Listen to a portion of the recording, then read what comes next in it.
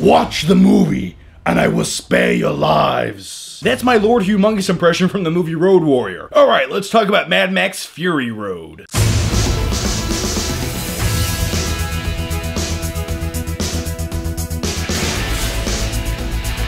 Hey there guys, how are you? So Mad Max Fury Road was probably one of my most anticipated movies of 2015, right behind Star Wars. And did this movie live up to my expectations? Well, we'll talk about that in a second. But Mad Max Fury Road is a continuation of the original trilogy of Mad Max movies. And the last one came out in the mid-1980s. That's a long time ago. That's when I came out as well.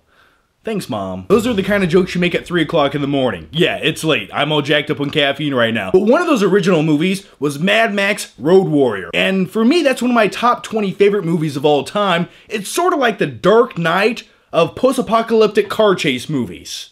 Yeah, we'll go with that. Okay, so now let's talk about the newest addition to the Mad Max franchise, Fury Road. Now, what is the plot to this movie? Well, it's pretty simple, and it goes something like this. It's a 2-hour-long car chase, badass on the edge of your seat thrill ride starring Tom Hardy as Mad Max and Charlize Theron. And along the way, some crazy, bizarre, over-the-top weird shit goes down, but I loved all of it because this movie's rated R, and it goes for it because nowadays, well, rated R movies, they don't come too often, and when they do, they're kind of like low budget, and you're like, yeah, that was okay, but this movie's on a grand scale. It had a nice, juicy budget, and I like things like that. I like when movies just say, hey, we're not gonna hide anything. Here's this crazy shit. Come look at it, everybody! Fucking awesome, isn't it? Now, one of the first things I want to break down about this movie in this review is the visuals to this movie are spectacular. This isn't like your modern day action movie where they jump cut everything every 2.1 seconds because they're trying to hide the fact that, well, they don't know what they're doing. This movie, you have big wide angles. You get to see the scope of this movie, and it just makes it that much more immersive. Because on a technical standpoint, when you break down the logistics of this movie, when you see these big scenes with 50 cars driving around, and they're all doing a certain thing, and there's all these stunts going on, and the camera work just looks awesome and beautiful because it's panning around the scene real smooth and nice, and you get to see everything going down in front of you, you're just like, whoa, that took a lot of effort and planning. And I respect things like that. And also, by the way, a lot of this movie is pure practical effects. They didn't go in and sloppily add a whole bunch of CG elements. I mean, yeah, it does exist throughout the movie to enhance what's happening, but for the most part, they utilize practical effects. And for me as a film enthusiast, this movie did everything right. You really can't name off any complaints about this movie when it comes to the practicality, the stunts, or the camera work, because it's very rare that movies nowadays, on such a scale, do things like that, where it takes that much more effort to make it buyable and believable to the viewer. Like, it gives you goosebumps all over. I'm tingling, mostly right here. And you have to give most of that credit to the director of this film, George Miller, who's around 70 years old.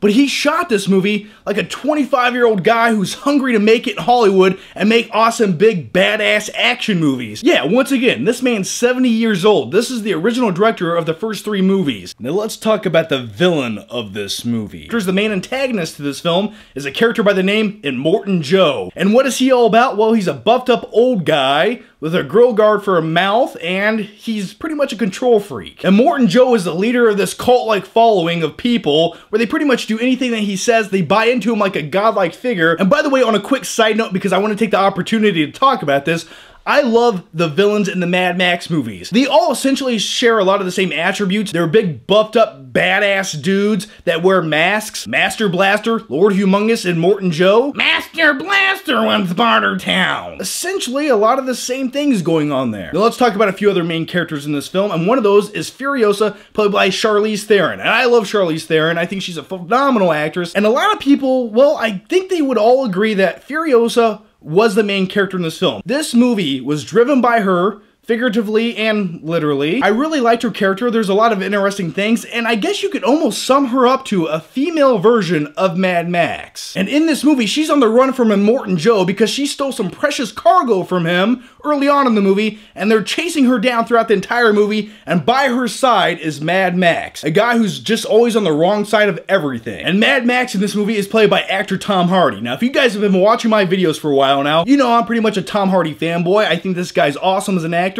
He played Bane, one of my biggest motivations for getting off my ass in life. Now, when it comes to the character of Mad Max for me, I can best describe him as he's almost like the Indiana Jones for the post-apocalyptic wastelands. In a lot of ways, he's an anti-hero, but he always does what's right at the end of the day, and no matter how bizarre or bad the situation is, he always finds some kind of levity in the situation to kind of make the audience feel okay, and he has like a charismatic sense of humor about him. It's very subtle, and he doesn't really give a lot of lines throughout any movie. Now, does actor Tom Hardy do some of those things in this film? Yeah, at times he really does pick up on some of the characteristics that made Mad Max so great in the original movies, but in my personal opinion, I think Mel Gibson was a better Mad Max. He conveyed things a certain way that made the character so likable. And once again, I love Tom Hardy as an actor, but in this movie, he kind of did that typical Tom Hardy thing where he mumbles a lot and he doesn't really give that clear line delivery that makes it iconic. Take, for example, some of the lines that, Mel Gibson gave in the movie Road Warrior. You want to get out of here? Talk to me. That's my shitty Australian accent,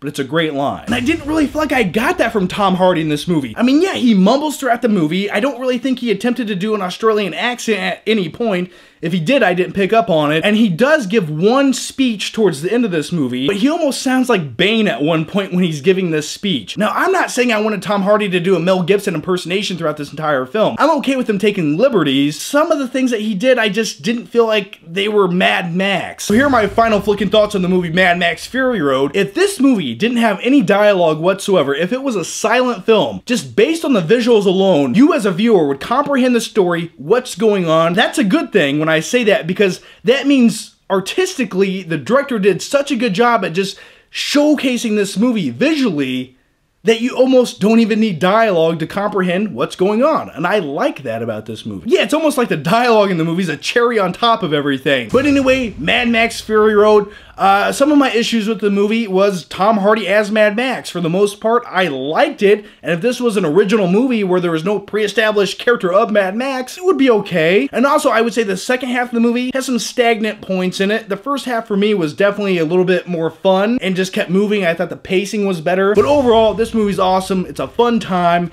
and I really had to search, real deep down inside to find some negatives about the movie. So I'm going to give Mad Max Fury Road an A. Yeah, for awesome.